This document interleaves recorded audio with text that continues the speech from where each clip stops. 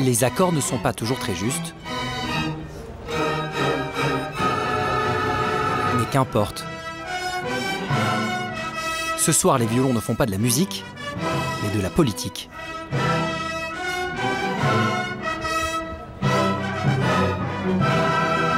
Ces 300 musiciens se sont réunis place de la République, le fief de Nuit debout. Comme un symbole, ils jouent la symphonie du Nouveau Monde. Pour une foule qui rêve d'arracher le pouvoir aux mains des politiques. Un réveil citoyen spontané qui a surpris par son ampleur. Encensé, décrié, tout le monde connaît le nom de Nuit debout, mais personne n'est parvenu à lui donner un visage. D'où est partie cette révolte populaire? Quel sens lui donner? Quand restera-t-il? Pendant 100 jours et 100 nuits, nous avons plongé au cœur de ce mouvement social d'un nouveau genre. Partager les rêves, les victoires, les échecs de ceux qui l'ont construit. Des Français qui ne s'étaient jamais engagés, des militants désabusés qui retrouvent le goût de la lutte, des anonymes qui partagent la même envie. Reprendre en main leur destin, tenir tête aux puissants, se remettre enfin debout.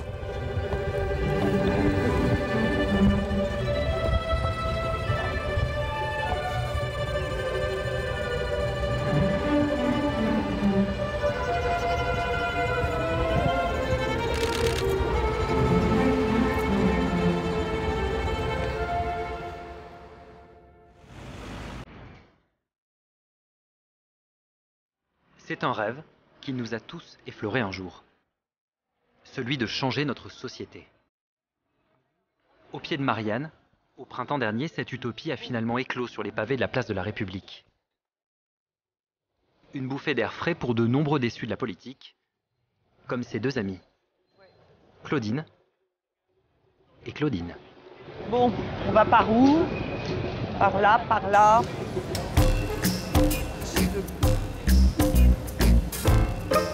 Pose ton pouce. Tu fais un tour, 2 tours, 3 tours. Donc c'est des architectes, je suppose.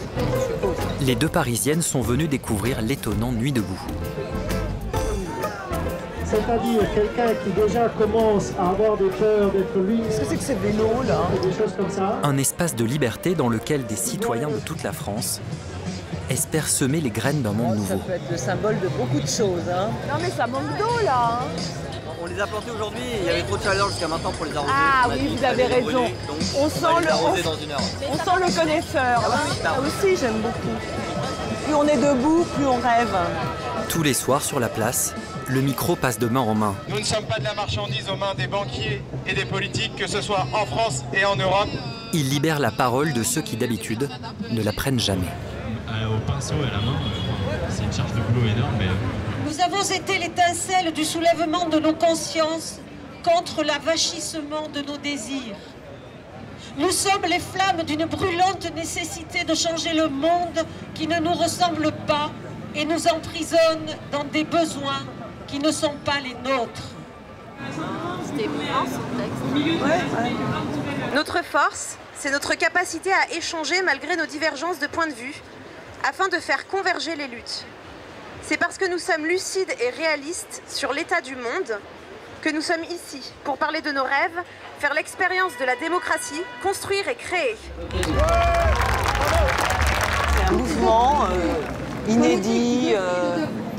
On sent qu'il y a des choses qui se passent, qui se sont peut-être jamais passées, ou en tout cas pas sous cette forme-là. Je trouve que c'est important que chaque personne puisse exprimer ce qu'il pense et que ça ne soit pas formaté par un parti, un syndicat. Et qu'effectivement, je pense que c'est important que la parole revienne aux citoyens. Est-ce que vous pouvez vous asseoir encore derrière? Les Nuits deboutistes entendent revenir aux fondamentaux de la démocratie.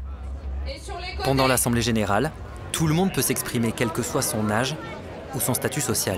Viens sur les coups de 20h pour être sûr. Voilà, bien sur les coups de 20h, on notre attendre. D'accord, ok. Et il y a bien 2 minutes. Ouais. Et si on déborde un tout petit peu, c'est chaud. Tu ne pourras pas engueuler, mais tu sais, mais il faut juste pas faire 4 minutes. On va vous rappeler un petit peu les signes de communication au sein de l'Assemblée. Il y a des gens debout en fait. Pour que le débat soit le plus serein possible, les participants ont inventé une sorte de langue des signes citoyenne. Donc pour commencer, quand on est d'accord, voilà. Sur la place, on remue les mains lorsqu'on est d'accord. Égal, je ne suis pas d'accord et On les croise pour marquer son opposition. Attends, écoute-moi, vous choisissez. Et le silence s'obtient en mimant le toit d'une maison. Un exercice d'expression populaire qui, dans le public, fait son petit effet. Toute ma vie, on m'a parlé de la démocratie et tout ça, et je ne savais pas trop à quoi ça ressemblait. Et là, on arrive, on peut la toucher, quoi. On a des gens qui apprennent à fabriquer de la démocratie, et c'est parfait. Ce soir, on a un thème, c'est comment faire tomber la loi El Khomri.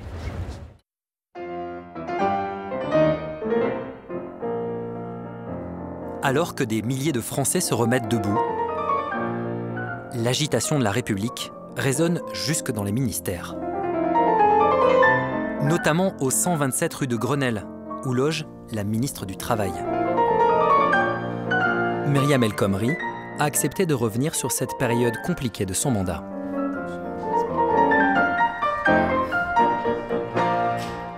Comment est-ce que vous avez été informé de ce mouvement, vous? Et qu'est-ce que vous en avez pensé? J'ai été informée parce que je suis une élue de Paris, parce que j'ai aussi des amis qui habitent autour de la place de la République, qui sont certains qui ont participé aussi, qui étaient intéressés. Voilà, moi vous vous souvenez comment vous avez Je suis ministre, mais je suis une citoyenne aussi. Moi j'ai un ami qui s'est rendu à Nuit debout. Est-ce que je l'ai vu comme un danger, puisque vous me posez cette question? Non. Non. Nuit debout va pourtant lui faire passer quelques nuits blanches. Car le bataillon de citoyens compte dans ses rangs des pros de la lutte, qui lui sont totalement dévoués, comme Gérard, un habitant du quartier qui a fait de la place de la République sa deuxième maison. On commence par monter le Barnum. Alors, attends. Ouais. Qu'est-ce que vous faites, Gérard? Comme tous les jours, on décharge le camion.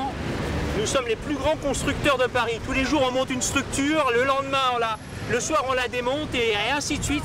La mairie n'a pas voulu qu'on s'installe définitivement pensant nous emmerder. Ben, on est quand même resté et c'est l'éternel recommencement. C'est vrai, bon, c'est pas gênant, hein. Mais par contre, on a acquis des techniques maintenant pour monter les bâches et tout qu'on n'avait pas du tout au départ. Il faudra voir tout à l'heure. On est quand même assez bon.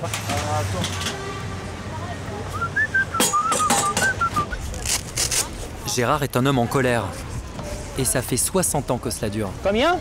60 ans. Et toujours la même indignation.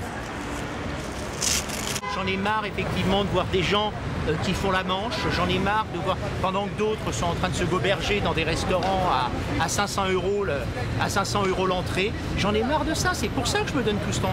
Je donne tout ce temps à Nuit debout parce que je veux effectivement que ce putain de monde y change. Il y en a ras-le-bol. Il y en a ras-le-bol qu'il y ait des gens à la rue. Il y en a ras-le-bol qu'il y ait des gens qui soient dans la dèche. Il y en a ras-le-bol que le monde il appartienne à 50 familles. Il faut arrêter à un moment donné. Moi personnellement je gagnerai rien. Vu mon âge je gagnerai très peu. Mais j'espère que ceux qui sont beaucoup plus jeunes que moi arriveront à gagner quelque chose et pour plus longtemps. Chaque jour, les nuits deboutistes réussissent le pari de transformer une place déserte en une micro-société basée sur le partage. Ici, les livres et les vêtements s'échangent. Les repas sont à prix libre, souvent fournis par les habitants du quartier. Vous avez plein de choux, éclairs au café. Merci beaucoup. Bah, de rien. Non mais c'est génial. Et à Nuit debout, on peut même consulter un avocat gratuitement. Là, je me rapproche pas trop parce que comme c'est des discussions privées. Pour que l'utopie devienne un jour réalité, il faut imaginer un nouveau système politique. Les propositions sont donc compilées dans un cahier prévu à cet effet. Bonjour. Pas hésiter à noter un petit quelque chose, c'est les cahiers de doléances et d'exigences. Dans les villages. Mais il n'y a pas de souci, si tu veux consulter en tout cas. Donc il y a un peu de tout. Autant des idées, des exigences, des revendications, de la poésie, des blagues même des fois. Et c'est intéressant. Voilà.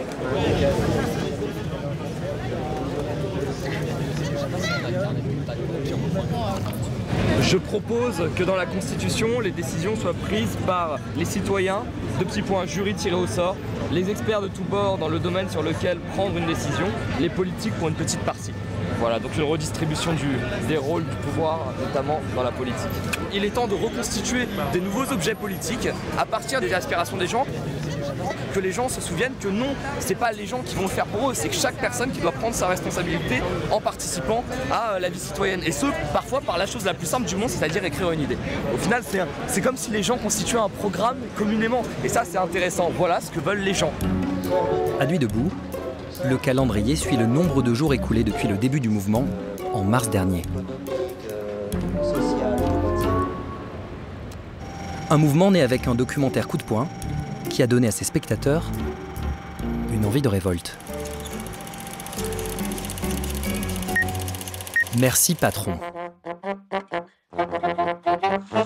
Quand les cigares ils changeront de bouche, quand les stars elles changeront de main, quand la bonne soupe elle changera de louche, qui sera dans le bottin. Dans ce long métrage, un couple d'ouvriers licenciés prend sa revanche sur son ancien patron, Bernard Arnault, et démontre qu'il est possible de gagner face aux puissants. C'est nous qu'on sera les PDG. Comment vous faites pour vivre avec 3 € par mois? Mange pas. Pardon? On mange pas.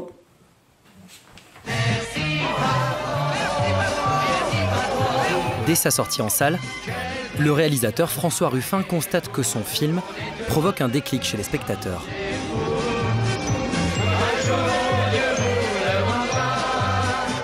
Le fait qu'on gagne, que David gagne contre Goliath et l'emporte haut la main et en rigolant tout le temps, je sais qu'on a une bombe d'énergie. Que les gens qui, à la sortie du film, se disent « bon bah maintenant qu'est-ce qu'on peut faire ?» Et donc on avait la conviction, on partageait la conviction à ce moment-là qu'il y avait un coup qui était possible. Ce coup, François Ruffin ne va pas le jouer seul. C'est l'un de ses amis universitaires, Frédéric Lordon, qui va le convaincre de faire de ce film un événement politique. Voyant Merci Patron, je me suis dit, ah c'est ça notre point de catalyse. C'est ça qui va faire précipiter toute cette humeur colérique, anti-institutionnelle, critique du libéralisme, etc.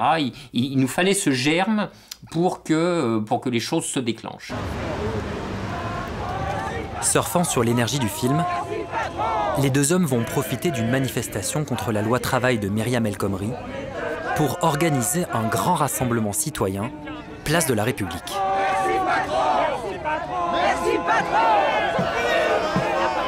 C'est que mine de rien, il est possible qu'on soit en train de faire quelque chose. Aujourd'hui, nous changeons les règles du jeu. Alors merci, merci vraiment El Khomri, Valls et Hollande pour nous avoir enfin ouvert les yeux et fait apparaître qu'au point où nous en sommes, il n'y a plus rien à négocier, il n'y a plus rien à revendiquer. Nous n'avons plus que le choix de sortir de notre sommeil politique. La réalité, c'est que ce qui nous a donné une force de propulsion sans pareille, c'est la contestation de la loi El Khomri. Alors là, le fait est qu'il y avait un ensemble de choses qui se mettaient ensemble, hein. Il y avait un alignement de planètes qui était extraordinairement favorable. Demain, on propose une petite chose ici, ça s'appelle « Les précaires emmerdent le Parti Socialiste ». L'appel lancé par Frédéric Lordon et François Ruffin porte immédiatement ses fruits. De proposer un moment de Très vite, la ministre du Travail se retrouve en première ligne de la contestation. Ce qui se passe ici... Lorsque la place de la République, lorsque les nuits debout servent à faire la jonction avec le monde du travail, servent à faire la jonction avec la jeunesse, eh bien c'est le début de la possibilité de gagner contre la loi El Khomri. Et on est tous ici pour gagner contre la loi El Khomri. Ça n'a pas été, je vous mentirais de vous dire que ça a été une promenade de santé, non. Il y a des choses, bien sûr, qui me heurtent.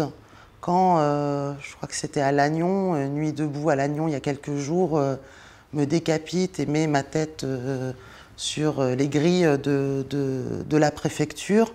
On n'est pas sur de la revendication de conviction quelque part. Là, on est sur des méthodes d'intimidation.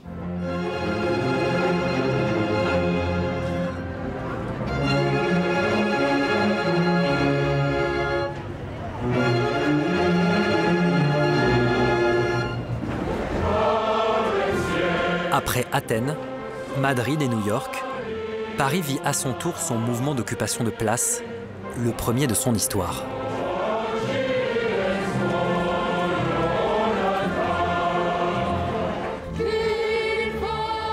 Sans porte-parole ni leader, la République résonne désormais d'une seule voix. Celle de milliers de citoyens, prêts à tout pour reprendre les clés du pouvoir.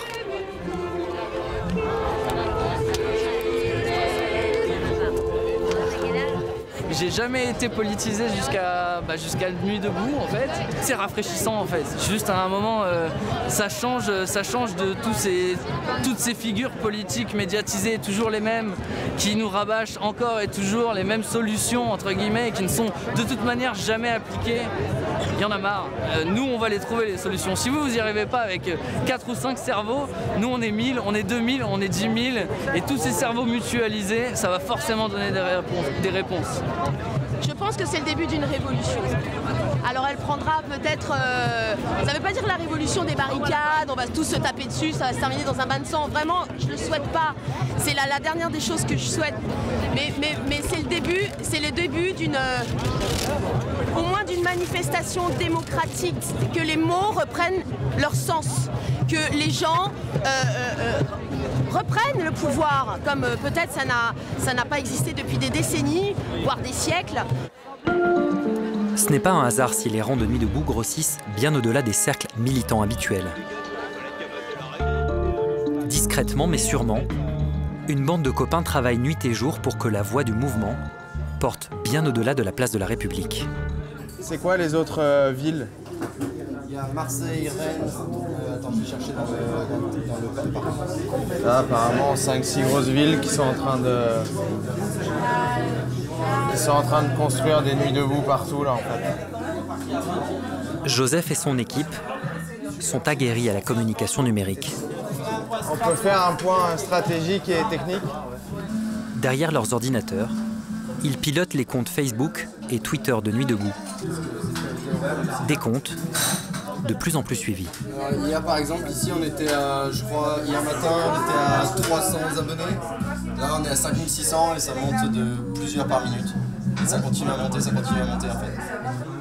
Ils veulent faire en sorte que Nuit debout soit le sujet le plus discuté sur les réseaux sociaux. Une stratégie sur laquelle avaient déjà misé les indignés espagnols. On est juste en train de faire ce qu'ils ne peuvent pas contrôler, c'est-à-dire que on fait en sorte que des millions et des millions de citoyens soient à un moment touchés par notre message et que ça fasse boule de neige et que ça fasse tellement de bruit que les médias soient obligés de nous donner la parole. Nice, Bordeaux, Nantes ou même Montluçon, en Auvergne. En seulement quelques semaines, plus de 300 villes et villages se mettent debout. Une expansion fulgurante qui donne aux citoyens toutes les raisons de croire qu'ils détiennent pour la première fois les clés du changement.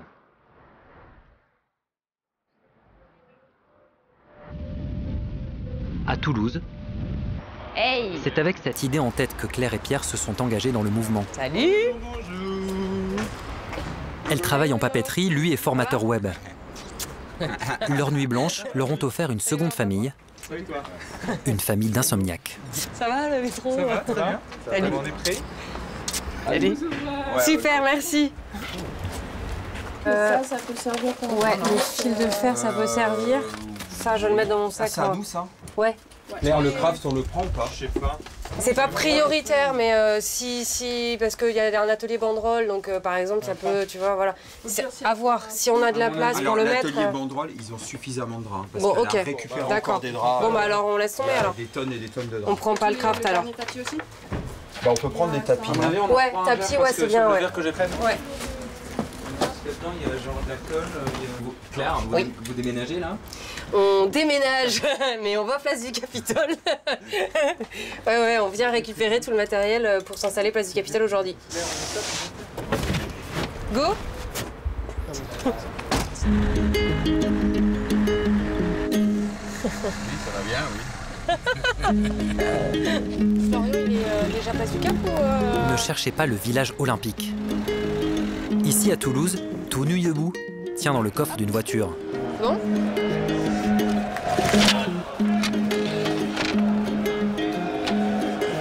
On a pris nos habitudes maintenant. Pour faire vivre le mouvement, il faut tout de même une cinquantaine de Toulousains mobilisés. Chaque jour, ils plantent leur étendard juste sous les fenêtres du maire.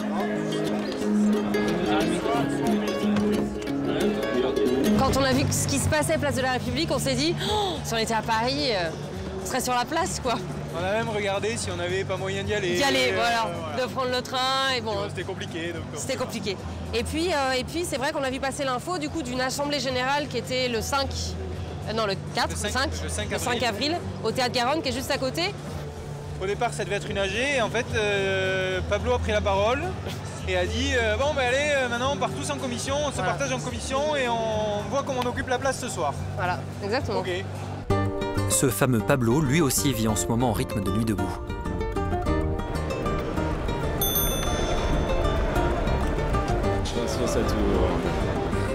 Professeur de mathématiques et père de famille, il doit jongler au quotidien entre ses différentes casquettes.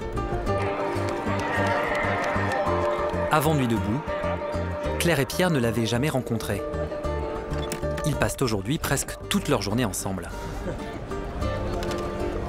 Petit bonhomme. Fatigué. Bah oui. Faire une sieste au Capitole. Non. T'as vu, hein, il est concentré sur son travail. Hein. Il y a plein de choses qu'on ne sait pas les uns des autres. Ouais. Ça fait comme la différence avec une famille, c'est une famille, tu la connais depuis toujours, tu sais. Là, c'est ah ouais, t'as fait ça, putain, un truc de ouf. Ce militant aguerri a initié le mouvement à Toulouse. Mais ne lui dites surtout pas que c'est un leader. Lorsqu'on rentre à Nuit debout, on met son ego de côté. C'est aussi une grande différence avec le milieu militant que moi je connaissais, c'est-à-dire syndical, politique, etc. Tout le monde se connaît et tout le monde se déteste, globalement. L'esprit, c'est ça, quoi. Non, mais c'est vrai. Parce que, ouais, il y a 3 ans, lui, il a fait ça avec machin et tout. Et donc, les gens ont tous peut-être pas des haines, mais c'est pas loin, quoi. Vraiment, des rancœurs, des machins, des jugements et tout. Alors que là, il y a un truc hyper bon enfant. Nuit debout ne se résume pas qu'à une bande de copains heureux d'être ensemble. Le but est de changer de modèle de société. Et pour cela, les Nuits deboutistes misent sur l'intelligence collective. L'idée, c'est, sur la place publique, de reprendre le temps et l'espace pour parler de thèmes qui, soit dans la société, ne nous conviennent pas, soit des choses qu'on a envie de voir s'installer dans les années qui viennent. Est-ce que parfois, vous n'avez pas l'impression de discuter pour rien ?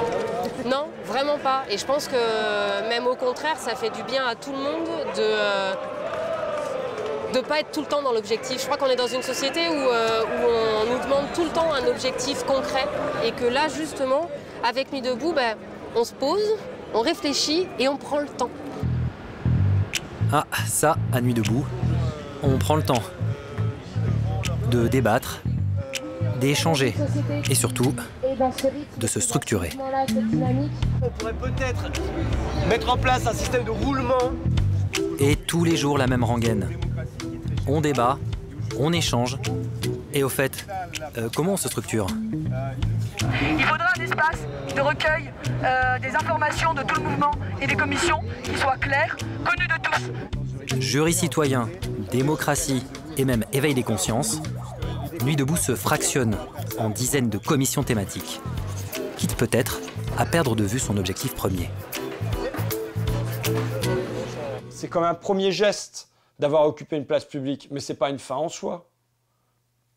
Ensuite, si on veut porter cette place publique vers autre chose, vers un ailleurs, vers d'autres formes, il faut qu'il y ait des modes de décision. Et là, le mode de décision de ce qui se passe place de la République, je ne comprends pas, quoi. On te dit qu'il faut établir une cartographie de Nuit debout avec les acteurs qui sont influents, les commissions, les sous-commissions. Quand même, on est monté, à mon avis, à 85 commissions. Le lendemain ou le surlendemain, il y en avait peut-être encore une dizaine qui s'étaient rajoutées. Bon, voilà, donc ça devient quand même un truc un petit peu aussi incompréhensible, quoi.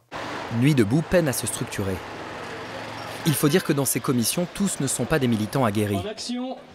Beaucoup vivent même leur toute première lutte sociale, comme Rémi. Par rapport à la commission sûreté, au niveau de la tente infirmerie, c'est là que se passe le recrutement.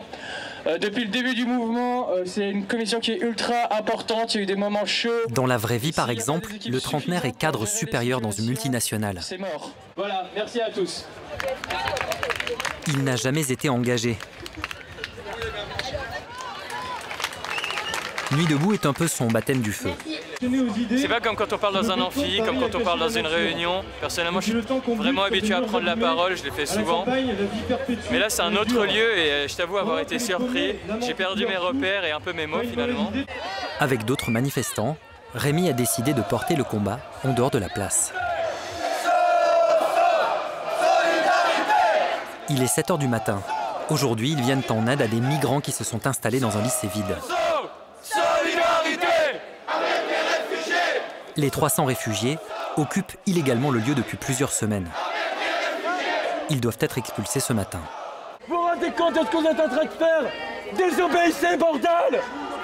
Désobéissez! C'est scandaleux! Il y en a 30 000 de réfugiés! C'est rien du tout! Il y a 30 000 réfugiés en France, il y en a 1 500 000 au Liban! Et on n'est pas capable de les accueillir! Mais vous foutez de la gueule de qui? C'est une honte! Et vous êtes le bras armé de cette honte!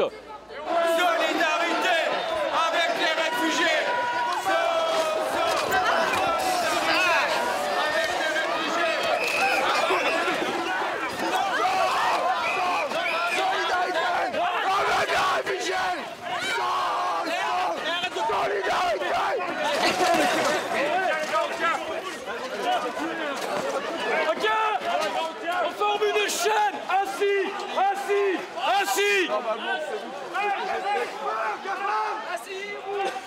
Ok. Formez des chenilles en ligne. On forme des chenilles et ils nous séparent à mort. Allez, allez, on avance, on cherche de la France. Avec Nuit debout, Rémi vit donc ses toutes premières manifs. Et son manque d'expérience va aujourd'hui le mettre dans une situation délicate.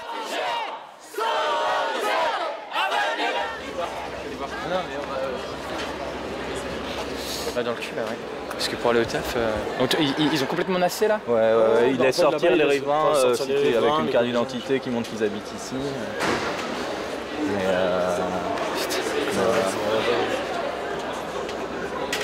J'étais sûr qu'on allait se faire nasser dans ce truc. Nasser, cela veut dire être pris au piège comme un rat. La police a bouclé tout le quartier. Aucune issue possible. Non, dans la cour intérieure de l'immeuble là. Rémi doit pourtant réussir à trouver une sortie de secours. Car il lui reste 1 heure pour aller chez lui, se changer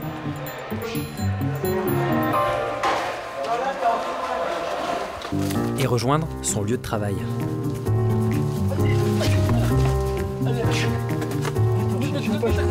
Prends ton temps, prends ton temps.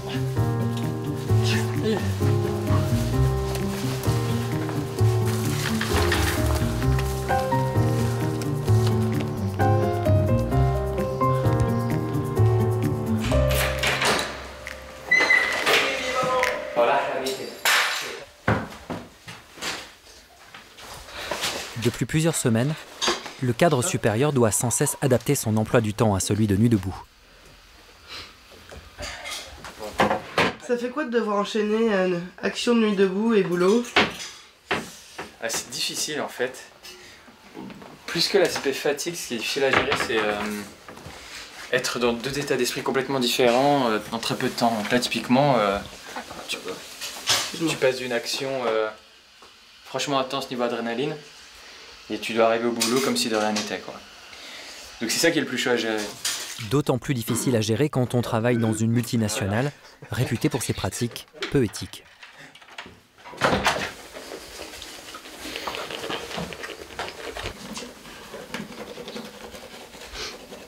Et là où tu travailles, t'as pas l'impression que c'est parfois en contradiction avec les valeurs que défend Nuit debout?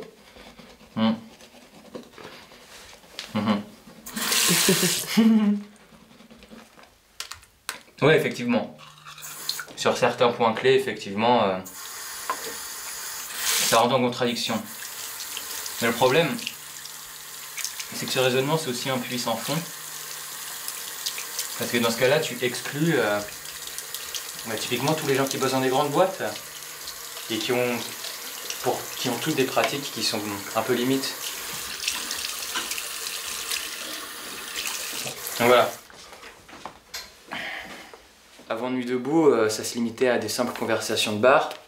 Et à chaque fois, on se disait, avec les copains, bon bah, il faut vivement qu'on trouve enfin le moyen de passer à l'action, quoi. Et Nuit debout, c'est ce qui s'est passé. En tout cas, personnellement, ça m'a permis d'avoir enfin un théâtre d'action, la possibilité de plus limiter à ces fameuses conversations de bar, à se dire, bon bah là, on s'y met. Donc,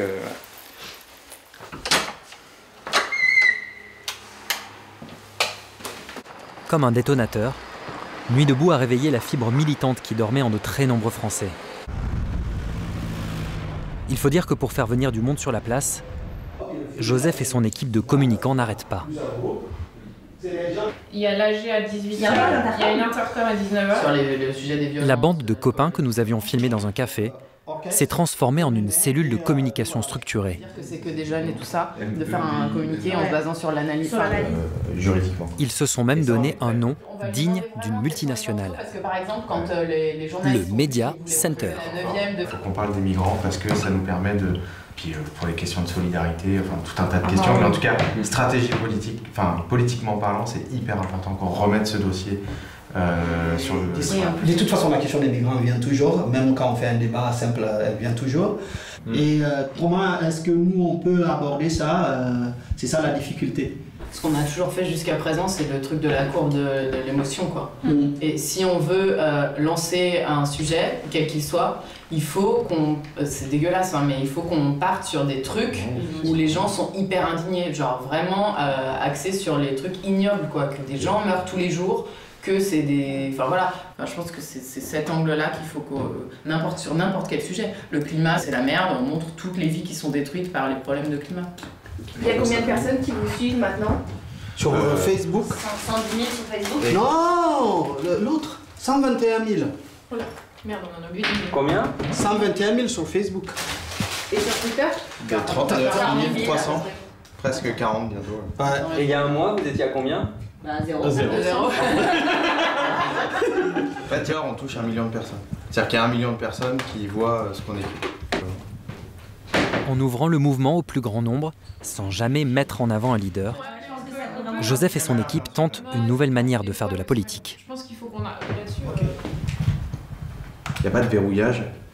C'est ce qui emmerde profondément le gouvernement parce qu'ils n'ont pas de tête identifiée, ils ne savent pas qui, ils aimeraient bien avoir un interlocuteur, mais en fait, l'interlocuteur, c'est leur pays. La popularité de Nuit debout n'est pas due qu'au tam-tam des réseaux sociaux. C'est aussi le succès d'un nom qui, sur les places, se décline à l'infini. Et donc, curieusement, personne ici ne connaît l'origine. Pas même les fondateurs du mouvement. Vous-même, vous ne savez pas qui a lancé ce nom de Nuit debout? Ah non, j'en ai pas la moindre idée. Donc là, il faudrait faire une micro-enquête très, très détaillée. Donc en tout cas, c'est pas moi. Voilà. Tout ça est très confus. Il me semble que c'est Louise qui a trouvé Nuit debout. Raté. Ce n'est pas Louise, mais Paul, un étudiant de 23 ans que nous avons eu du mal à débusquer. Lui aussi a occupé la République pendant 4 mois. Mais il n'a jamais dit à personne qu'il était l'auteur du slogan repris par des centaines de milliers de citoyens. Il fallait un nom qui évoque la lutte, mais dans lequel même les personnes qui ne sont pas militantes ou affiliées à un parti ou un syndicat puissent se retrouver. Si Paul n'était pas intervenu dans une simple conversation entre militants, Nuit debout aurait pu s'appeler bien différemment. Il y a Nuit tous ensemble, Nuit sans sommeil par exemple, Nuit de lutte, Nuit rouge, Nuit de rêve général par exemple. Ensuite il y a une personne qui explique qu'une amie libertaire lui a demandé pourquoi c'était pas Nuit noire. Au cours de cet échange, moi je propose Nuit debout, entre autres, avec d'autres propositions. Ça évoque par exemple la phrase d'Étienne de la Boétie, ils sont grands parce que nous sommes à genoux, avec cette idée de se relever et de pouvoir s'affronter aux puissants. Nuit debout, le slogan de Paul, traverse même les frontières. Quelques semaines après le début du mouvement, la place de la République reçoit un invité de marque. Yanis Varoufakis, l'ancien ministre des Finances grec.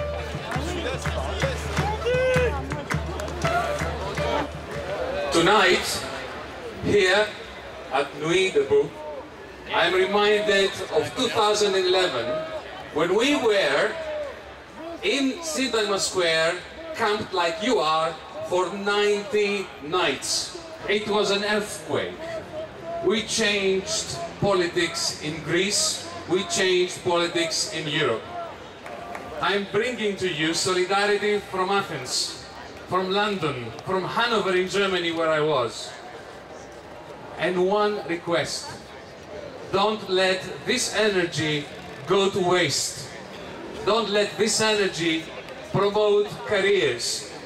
Make a difference together throughout Europe. Thank you.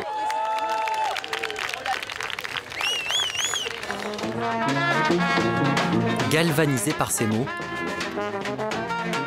porté par l'espoir d'un avenir meilleur et plus égalitaire, les insomniaques vont partir en croisade.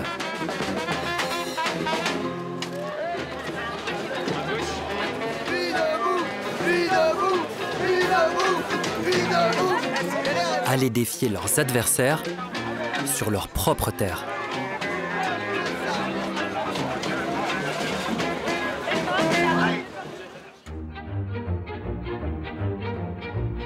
Sur la ligne du Nouveau Monde, la première station, c'est celle des multinationales.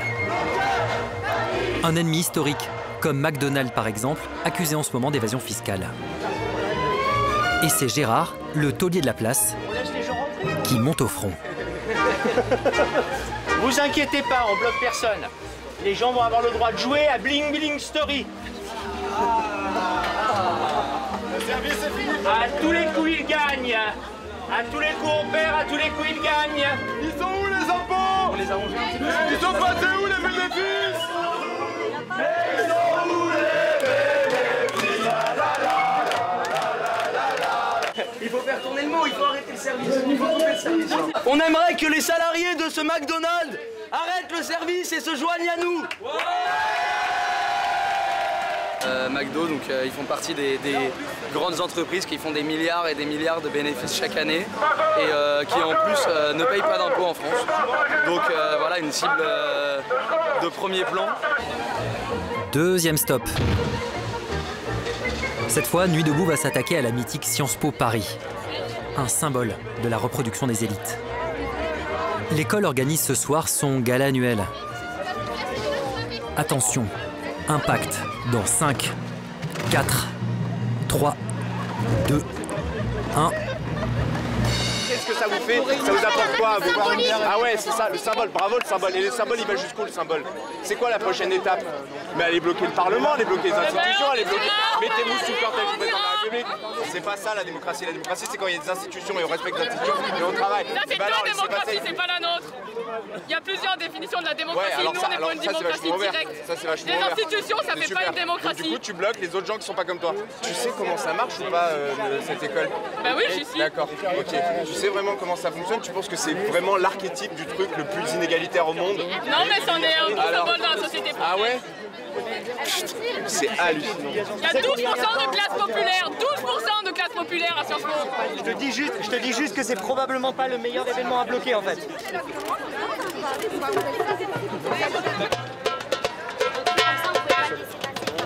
C'est en train de ruiner la soirée de plusieurs centaines d'étudiants qui ont des profils socio-démographiques extrêmement différents. Parce que tu sais, on paye tous 90 € pour y aller. Hein. C'est pas, ça vient pas comme ça de l'argent de l'État. Hein, c'est nous qui avons payé. 90 € à mettre. C'est 90 € pour dîner la soirée. Bah mec, ça coûte une blinde, c'est là qu'on paye une blinde. 90 € à mettre pour une soirée. Bah ouais, c'est une soirée, elle coûte cher. Attends, je trouve pas ça normal qu'une soirée coûte le prix de mon RSA. Je trouve pas ça normal qu'il y ait des gens comme Macron qui sont invités. Là, les gens vont dire c'est violent, mais les réalités sociales sont beaucoup plus violentes. Pourquoi 1% de la population gagne plus que, tu vois, 90% de la population? C'est pas normal. Il y a un problème de redistribution des richesses et ce genre de choses, ça les moyens, c'est pas normal. C'est super élitiste, c'est pas normal. Ouais. Regarde, hey, gratuitement, je te fais un petit son d'avocat, on peut danser ensemble. Non, je danse pas, mais tu peux jouer si tu veux.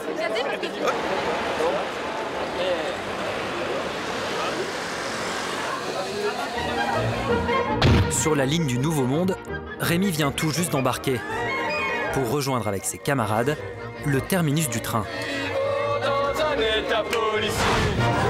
L'église Saint-Eustache.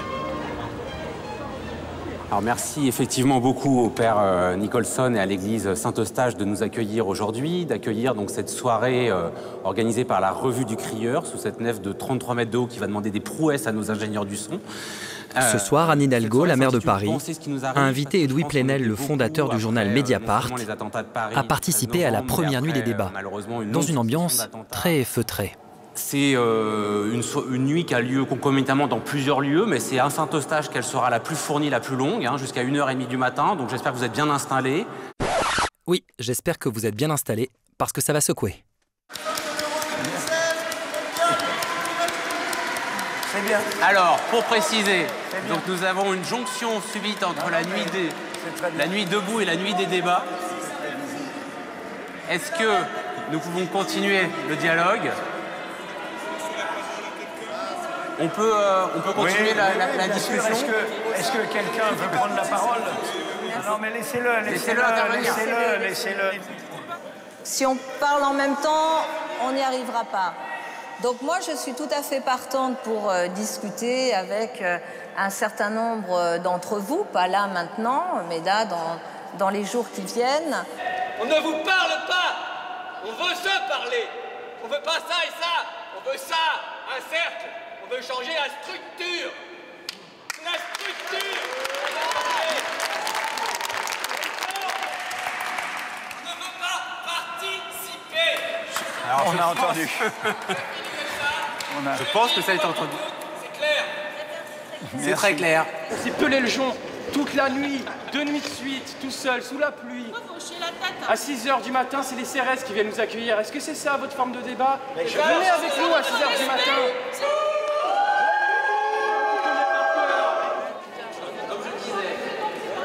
Levez juste les bras et faites comme nous pour dire que vous êtes d'accord. Est-ce que vous êtes d'accord avec ce qu'on est en train de faire? Merci à vous.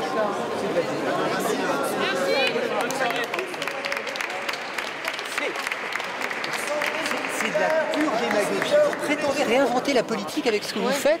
C'est les vieilles méthodes et c'est de la pure démagogie. Et c'est surtout les vieilles méthodes. Bah, venez l'exprimer en AG. Ah voilà, en AG. Bonjour la nouveauté. Bravo la nouveauté. Écoutez, super, la nouveauté. En Espagne, on a eu droit au même cynisme, mais aujourd'hui, on est sur un système qui est quadripartite.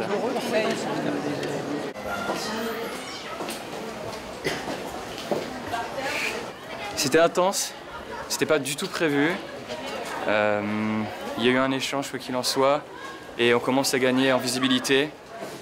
Et c'est ce qui compte, et ça fait plaisir que les messages soient pas brouillés, qu'on croit pas qu'on est juste là pour la loi El Khomri, ça va bien au-delà. Donc on continue, et ce soir on reste sur la place et on bouge pas. Et on est encore là demain.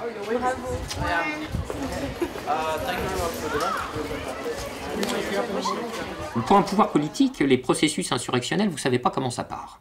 C'est un truc, ça peut être très dangereux. Hein. Ça peut partir sans crier gare. Et là, il commençait à y avoir un bouillonnement qui commençait à faire masse critique. Et je pense en effet que cette oligarchie, pouvoir politique et médiatique confondus, a commencé à avoir la trouille.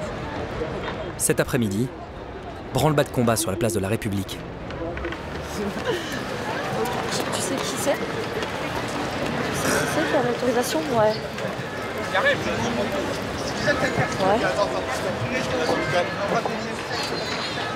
D'accord. Il faut le papier, le signataire. Parce qu'il y a une personne qui est signataire qui a les papiers des autorisations. Là, ça va être chaud. Il était là? Ouais, ça. Putain, c'est quoi cette merde? Parce que nous, ils nous ont bloqué le camion boulevard Magenta. Ils veulent pas le laisser passer. Sans camion, pas d'assemblée générale. L'heure est grave. Un homme de poigne doit se saisir de l'affaire. Allez, on va aller voir le barrage de police. Donc c'est ça qui va être très drôle. Et c'est encore une fois Gérard, le taulier de la place, qui s'y colle. Et on va voir un peu ce qu'ils vont nous dire. Bonjour, c'est pour savoir si vous avez eu des instructions par rapport au véhicule. Ben, je sais pas, tout à l'heure, son véhicule n'a pas pu rentrer. Oui. Mais sur quelle base légale? Mesure de circulation, comme vous le savez. Mesure de circulation? Ah, donc vous interdisez à tous les véhicules de pénétrer sur la place de la République? Tout ce qui est utilitaire. Ah ben je sais pas, là j'en vois passer plein. Avec les utilitaires. Il y a un camion de Radio France. Non, j'en vois passer plein qui passent d'utilitaires. Donc c'est vraiment les utilitaires de Nuit debout qui n'ont pas le droit de rentrer. Ah non, je me permets pas. Ah non, mais je sais pas, j'ai l'impression, j'en vois plein. Sur la place, il y a un camion de Radio France, pourquoi vous l'avez laissé rentrer? Je sais pas, là je comprends pas. C'est bien une mesure dirigée de la police, d'elle-même, contre Nuit debout. Pas du tout. Ou alors c'est une mesure de Monsieur Valls et de Monsieur Cazeneuve. Non, non, c'est contre tous les véhicules. Bon, vous allez chercher le matos? Non, on va chercher.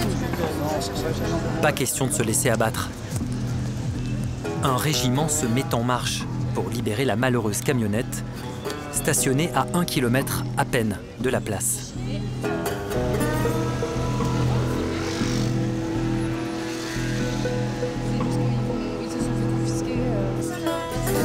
Comment ça va? Ça va?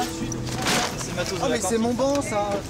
Le seul moyen d'amener le truc c'est d'amener le camion et de forcer le passage. Oui, Il faudrait parler de ce qui va se passer si jamais les CRS c'est d'attaquer le camion et de nous casser la gueule. Qu'est-ce qu'on fait? Non mais faut le dire. Attendez, on est dans notre droit. Pour arriver à bon port, les nuits de boutistes vont devoir contourner le barrage de police. On passe par boulevard du Temple, là, ça va être plus rapide. Les boulevards du Temple, ils sont quand même en force. Ils sont beaucoup et ils ont mis des grilles. Ils ont mis des grilles? Ouais. Tu peux voir avec quelqu'un sur la place si les flics qui sont mis en position? Est-ce qu'il y a des éclaireurs qui peuvent aller voir si les flics sont en position à la place? Vas-y, j'y vais. Allez, mettez-vous sur les côtés, passez-vous. Accélère avec le camion. Le convoi va tenter de passer en force.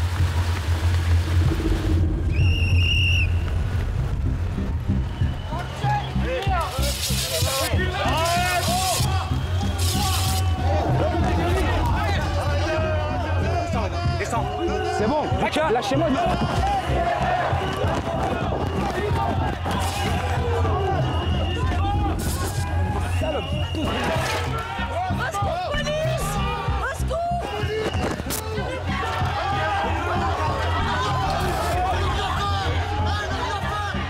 On n'a rien fait du tout. Reculez.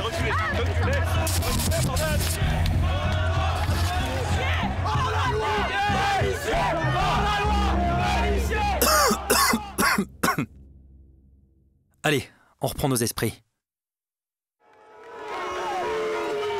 La lutte a beau être acharnée, elle est vaine. Le camion ne passera pas. C'est moi, je suis commissaire, c'est moi. Bon, reculez, d'accord. Alors, pour libérer le bambou et le précieux matériel de l'Assemblée, les nuits de boutistes vont former une grande chaîne humaine jusqu'à la place de la République, au nez et à la barbe des policiers.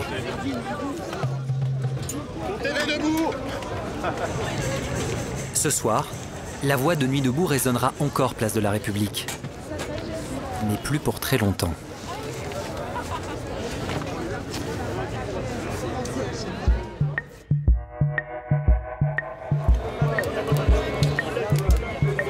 Deux jours plus tard, le couperet tombe.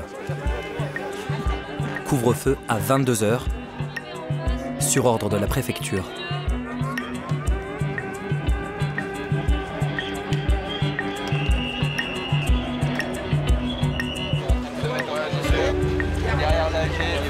Salut République. En quelques minutes, près d'une centaine de CRS prend la place en étau. L'assemblée déguerpit en vitesse. Les policiers ne sont pas d'humeur à débattre. Il nous laisse 15 minutes pour ranger le matériel avant qu'il tire des fumigènes.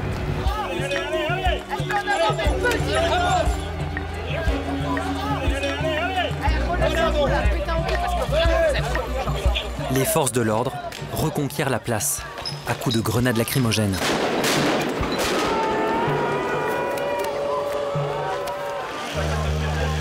Au fil des nuits, la violence monte crescendo.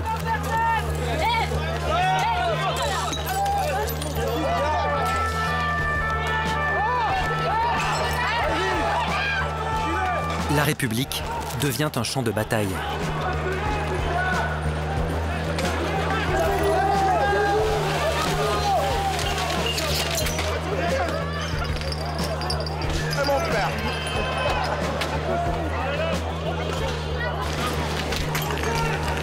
Coincés entre les casseurs et la police, les nuits deboutistes sont contraints de jouer la force tampon. Une nouvelle fois, nous retrouvons Rémi, l'apprenti militant, en première ligne. Vous êtes gentil, mais vous allez vous manger des trucs. C'est pas grave, on est là depuis un mois. Arrêtez-vous, il y a des gens. Il y a des gens là. Arrêtez-le. Arrêtez de foutre la merde. Tous ceux qui ont les mains en l'air, on ne réagit pas, on ne répond pas, on reste calme. Essayez de calmer le jeu. Si t'as pas de cerveau, on va dans la police. La violence, elle est de votre côté, là. Arrêtez, sérieusement. Calmez-vous. Vous protégez pour pas qu'ils tirent sur vous. Bisoukala, bisoukala, bisoukala, bisoukala, bisoukala. Si on doit se prendre des bouteilles dans la gueule, eh ben on va se prendre des bouteilles dans la gueule. S'il faut maintenir un climat calme et paisible, ben on va le faire. Il faut bien qu'ils comprennent qu'ici, il y a énormément de gens qui sont ultra motivés et qui vont rester quoi qu'il en coûte. On va leur laisser au gouvernement aucun espace possible pour dire que Nuit debout s'arrêtera. Les mains en l'air, c'est plus visible. Rémi et ses compagnons de lutte ont beau se démener. Allez, les mains en l'air! Dans les médias, les jeux sont faits. Nuit debout n'est plus le mouvement sympathique des débuts. Cette fois, les Nuits debout n'auront même pas réussi à franchir les 12 coups de minuit. Les incidents se sont poursuivis dans la soirée place de la République. Des casseurs ont brûlé des poubelles et des cagettes. Soirée agitée et tendue, place de la République. De nouveaux incidents ont éclaté en marge du mouvement Nuit debout. Affrontements avec les forces de l'ordre, dégradation. Certains casseurs ont tout de même mis le feu à un canapé dans une bouche de métro et d'autres se sont attaqués à une vitrine.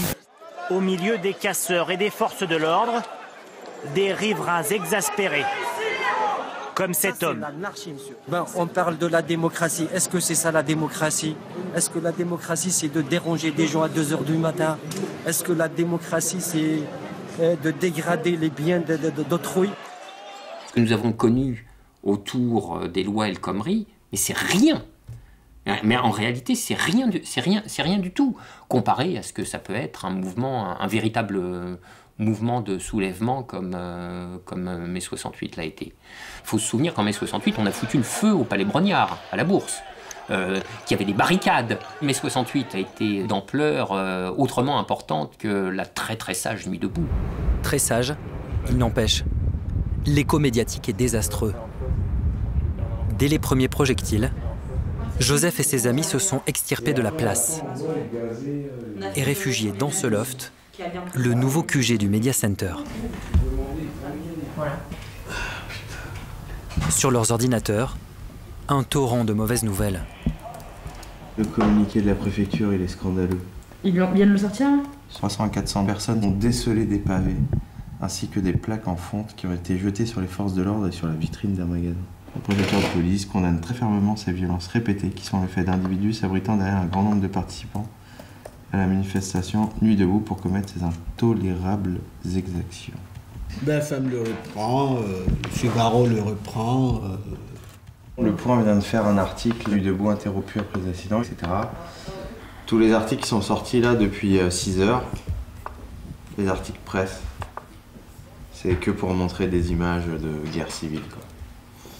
Ouais, mais il faut commencer à désamorcer là, non? Il faut qu'on fasse un appel à témoignage sur Twitter. Pour tenter de limiter les dégâts, le Media Center va lancer la contre-offensive sur Internet en postant des photos sur les réseaux sociaux et démontrer que la police a sa part de responsabilité dans les violences. Il y a des photos qui sont pas mal, les CRS et tout ça. J'ai pris des trucs. Regardez, il met un casque, c'est police. Pour arrêter quelqu'un, il est obligé de mettre son brassard de police. Et donc, en fait, c'est que des policiers là, sur un manifestant, par terre. On essaye de faire en sorte que ça continue. Et on peut pas lâcher, parce que si on lâche, on a l'impression d'avoir manqué l'opportunité de changer quelque chose dans notre société. Sur Internet comme sur les places, des milliers de nuits deboutistes se battent pour que le mouvement citoyen perdure. Mais un homme va venir anéantir tous leurs efforts. Le Conseil des ministres qui s'est réuni sous la présidence du chef de l'État m'a habilité à engager la responsabilité du gouvernement sur le projet de loi visant à instaurer de nouvelles libertés et de nouvelles protections pour les entreprises et pour les actifs, comme le permet l'article 49, alinéa 3 de la Constitution. Après des mois de débats à l'Assemblée, merci, Monsieur le Premier ministre. Le gouvernement décide finalement de passer en force et d'adopter la loi travail. La discussion générale est close.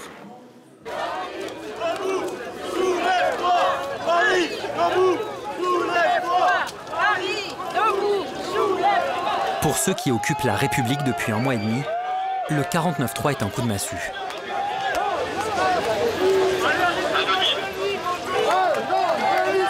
Le petit village traverse toute la capitale pour crier sa colère devant l'Assemblée nationale.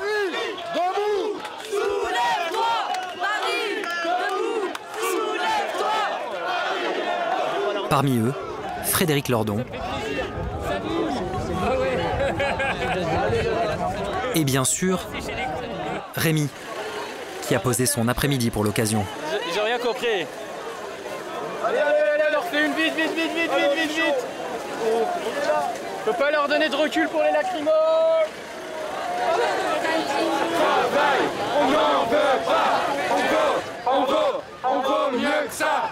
La loi de travail, on n'en veut pas. Ce soir, la grand-messe de Nuit debout se tiendra ici, sous les fenêtres des députés. Mais l'Assemblée citoyenne a cette fois comme un parfum de défaite. Je suis dépitée, je suis dégoûtée. Vous savez pourquoi je suis dégoûtée? Parce que si on est là et qu'on nous laisse faire cet AG ici, c'est quelque part parce qu'on dérange pas en fait, parce qu'ils ont passé ce putain de 49.3 de merde. On est en train de perdre, ça, il faut qu'on se bouge, mais grave. Faut vraiment qu'on aille faire des grosses actions partout dans le métro, qu'on aille battre le pavé, qu'on fasse des groupes de diff, de paroles, partout, parce que là, ça craint ce qui est en train de se passer. Et c'est dingue, l'immobilisme général, quoi. On est plus de 1000 devant l'Assemblée nationale, putain, à faire une AG populaire citoyenne. La vraie démocratie, c'est nous, et il n'y a personne qui en parle.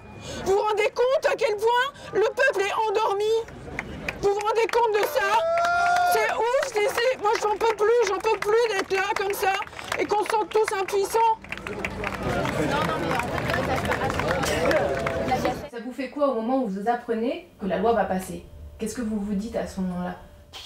Qu'au moins on les a menés à ça. Oui. Qu'on les a conduits à faire usage de la force au sein de l'Assemblée nationale, de la même manière qu'ils font usage de la force à l'extérieur de l'Assemblée nationale pour passer leurs lois. C'est un symbole.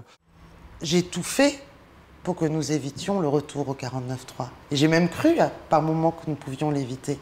Mais je le dis clairement, quand vous avez aussi 70% des citoyens qui ne sont pas en capacité de citer une mesure ou avouer une méconnaissance du contenu de la loi, ça pose aussi question dans la démocratie. Quelque part, une démocratie, c'est bien sûr débattre, mais c'est aussi savoir décider. Voilà. Merci. Merci.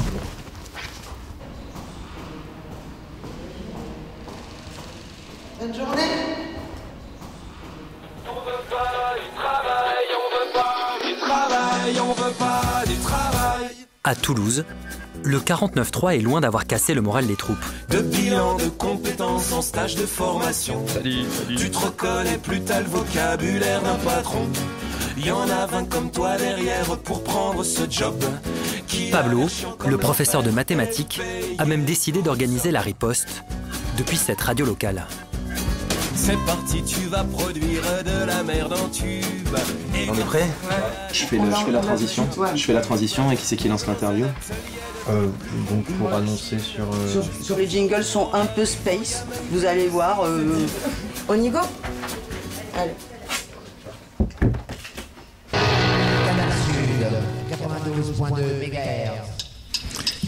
Eh ben bienvenue sur Canal Sud 92.2 FM pour une émission un peu spéciale, une émission On arrête tout. Alors, eh ben voilà, on est un petit groupe là de gens de Nuit debout.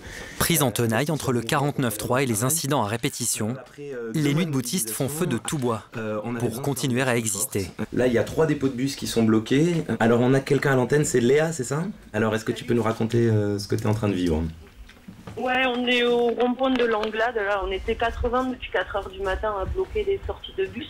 Et là, il y a un quart d'heure, il y a 9 camions de la gendarmerie qui sont arrivés. Ça commence bien. On va faire une petite pause musicale. Merci beaucoup, puis à bientôt. Bon courage.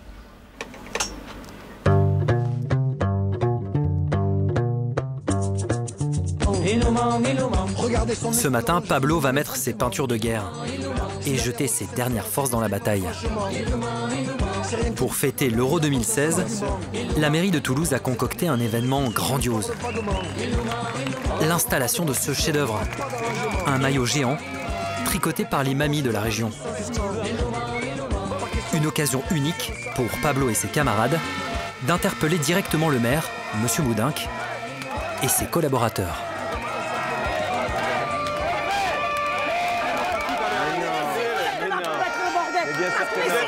Vous êtes des nazes, vous êtes des rebuts de la société. Mais non, mais non. Vous ne devriez pas avoir cette attitude condescendante à notre égard. Mais vous ne devriez pas. Bonjour madame. Si vous voulez savoir pourquoi on fait cette action... Vous savez que c'est des bénévoles qui travaillent. Mais j'en doute pas. Pas du tout, c'est des bénévoles, mais ils n'en ont rien à foutre. Mais non, on n'est pas des fachos. On n'est pas des fachos. Vous n'avez qu'à dégager, puis c'est tout. On va vous déranger. Oh là, on dégage, on distribue des tracts. Mais enfin, mais pourquoi? Mais qu'est-ce qui vous arrive? Qu'est-ce qui vous permet de me traiter comme ça, monsieur? Mais arrêtez, enfin! Arrêtez de m'insulter!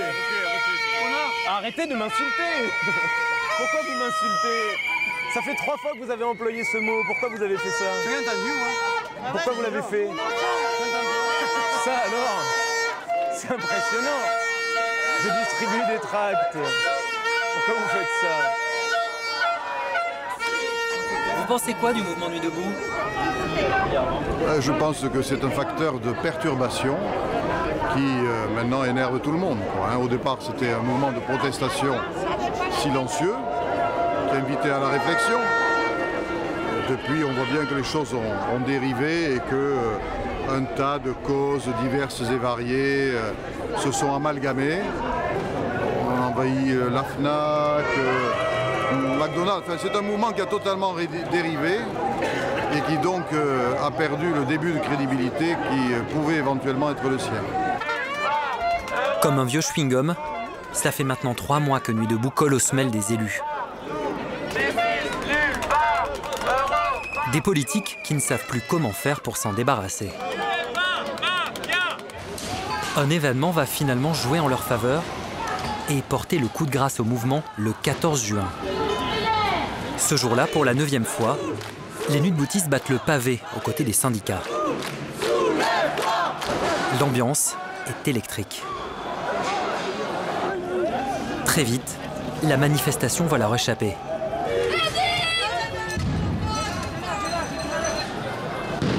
Des casseurs prennent pour cible la police et l'hôpital Necker, l'hôpital des enfants malades.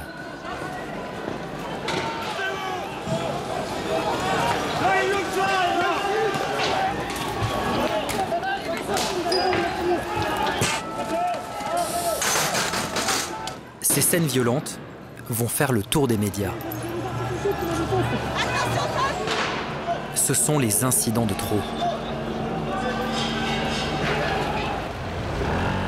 Quelques semaines plus tard, la mairie de Paris décide de reconquérir la place de la République par la manière douce.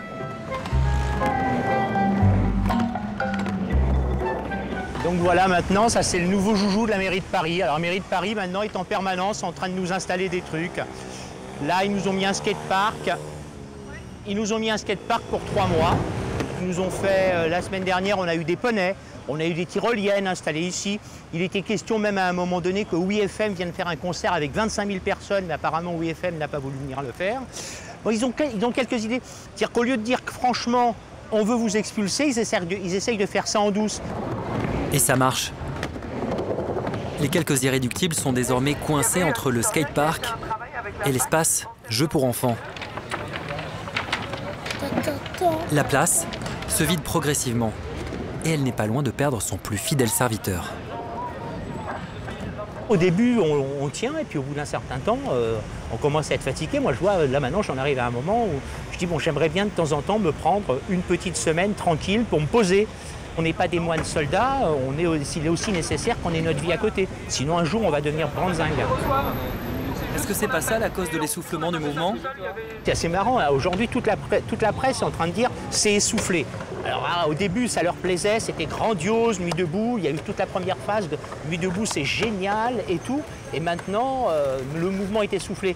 Et qu'ils arrêtent un peu de prendre leurs rêves pour des réalités. Ceux qui sont venus sur la place continuent à être des nuits deboutistes, même s'ils ne sont plus présents sur la place. Et je crois qu'il y a eu quelque chose qui a été allumé. Et cette chose-là, pour moi, le mouvement ne s'essouffle pas. Pour les nuits de boutistes, difficile de ranger au placard 4 mois de bataille acharnée. D'autant que le grand soir n'est pas vraiment advenu. C'est comme une graine, quoi. Donc j'espère que ça donnera de l'énergie et de l'envie pour qu'on tente à nouveau des choses et qu'au passage, on en réussisse. Nuit debout a induit des énergies politiques et que ces énergies politiques vont circuler. Elles vont circuler, elles vont se trouver des mises en forme, elles vont se donner des expressions, nous ne savons pas lesquelles, mais elle s'en donnera et elle s'en trouvera, ça c'est sûr et certain. Et on verra bien de quelle manière.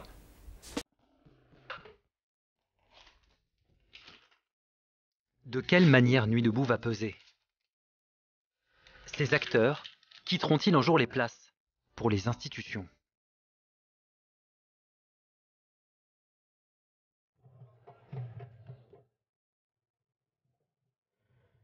En Espagne comme en Grèce, il a fallu plusieurs années avant que cette métamorphose ne s'opère. Loin de creuser les visages, les nuits passées debout laissent toujours une empreinte chez ceux qui les vivent. Là, pendant qu'on filme, il y a pas mal de monde qui s'est arrêté, qui a notamment participé à Nuit debout. Et à chaque fois, c'était la même rengaine de se dire, bah ouais, on y était ensemble. Et même si c'était pour y être passé qu'une seule journée, bah nous en l'occurrence, ça nous a marqué et ça a changé quelque chose.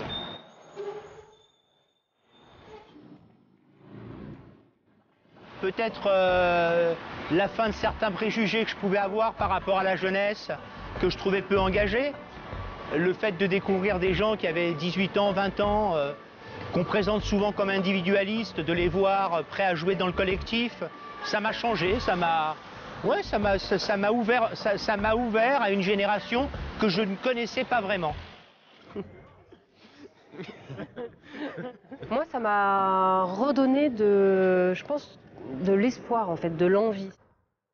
Si un jour on veut faire une action, qu'on a besoin d'être 100 et qu'on a besoin d'être 100 dans les 24 heures, et ben en fait, moi je saurais qui appeler.